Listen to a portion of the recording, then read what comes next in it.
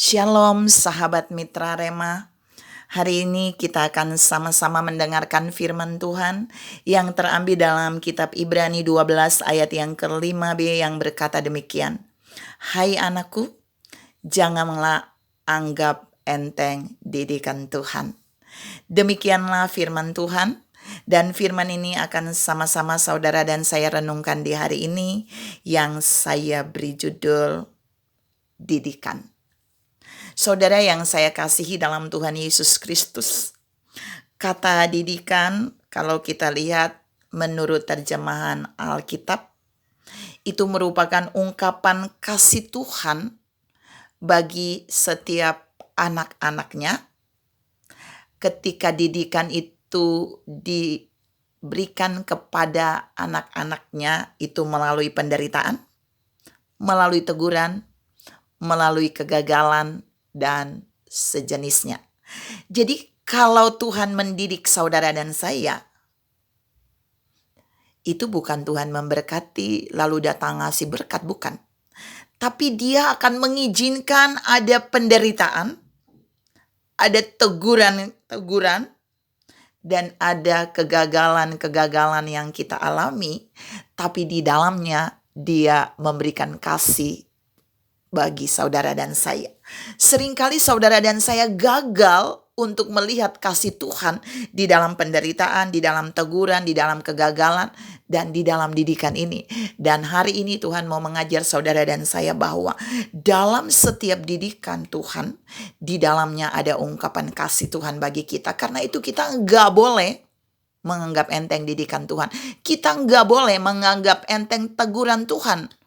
Sekalipun Dia mengizinkan kita ada dalam penderitaan, ada dalam kegagalan, ada di dalam masalah. Kita mau lihat tentang didikan Tuhan yang luar biasa, yang sesungguhnya merupakan kasih yang besar bagi kita. Yang pertama, kita bisa lihat di dalam Ibrani 12 ayat yang ke-6. Di sana Tuhan bilang, Tuhan akan menghajar atau mendidik orang yang dikasihinya. Jadi ketika Allah mendidik saudara dan saya dalam bentuk kegagalan, pergumulan, tantangan, masalah, Allah sedang tidak membenci saudara dan saya. Tapi Allah sedang menyampaikan ungkapan kasih-Nya melalui didikan itu bagi kita. Karena kita adalah anak-Nya.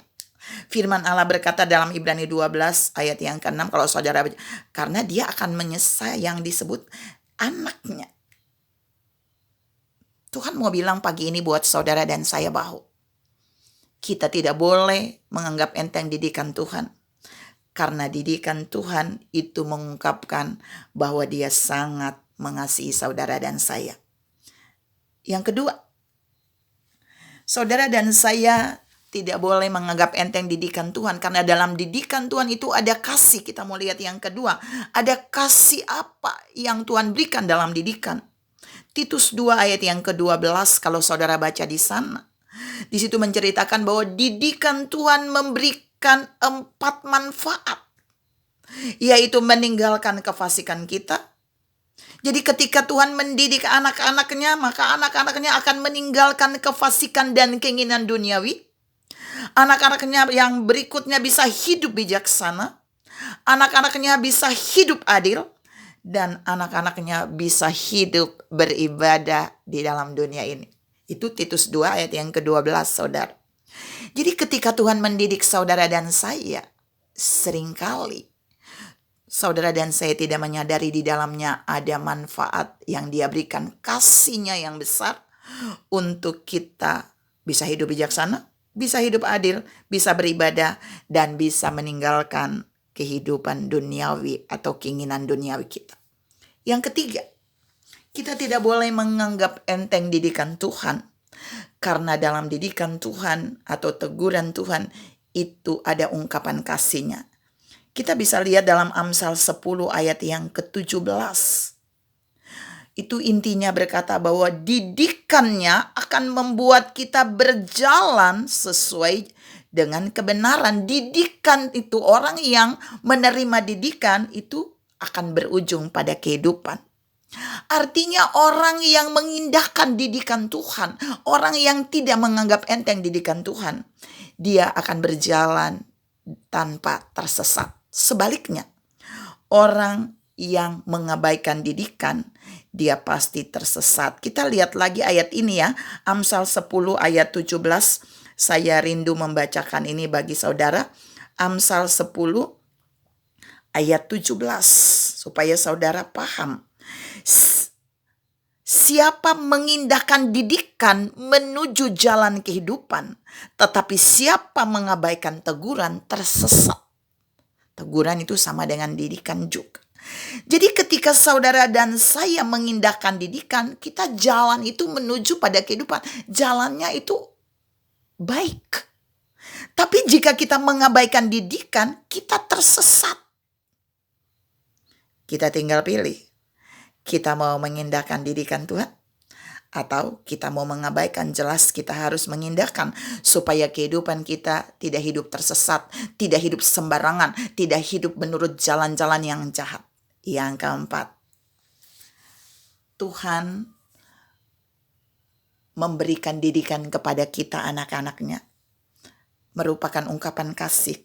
Kita bisa lihat di dalam Amsal 13 ayat yang ke-8. Amsal 13 ayat yang ke-8, saya bacakan ini buat saudara. Amsal 13 ayat yang ke-8. Amsal 13 ayat yang ke-18. Kemiskinan dan cemooh menimpa orang yang mengabaikan didikan, tetapi siapa mengindahkan teguran, ia dihormati. Jadi ketika saudara dan saya dididik oleh Tuhan di dalam segala penderitaan, kegagalan, dan persoalan, dan kita rela ikhlas dididik, ternyata kita akan dihormati.